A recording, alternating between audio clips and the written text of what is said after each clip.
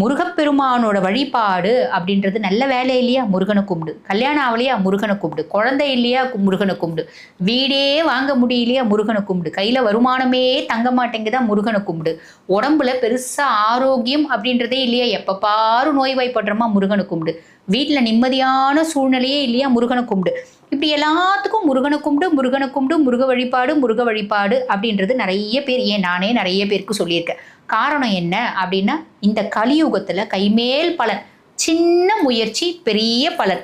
என்ன வழிபாடு அப்படின்னு கேட்டிங்கன்னா, முருக வழிபாடு தான். அப்போ இந்த முருக வழிபாடு இருக்க குடும்பம், முருக பக்தர்கள் அவங்க குடும்பத்தில் அவங்க கண்டிப்பாக அனுபவிச்சிருப்பாங்க. என்ன அப்படின்னா, எந்த ஒரு வீட்டில் சதா சர்வ காலமும் முருகனையே நினச்சி முருகனையே போற்றின்னு முருகனே தனக்கு எல்லாம் அப்படின்னு பாவிக்கிறாங்களோ, முருகன் மேலே ஆத்மார்த்தமான அன்பு கொண்டிருக்காங்களோ, பாசம் கொண்டிருக்காங்களோ, முருகனை இடைவிடாது வழிபாடு பண்ணுறாங்களோ, அட நாங்கள்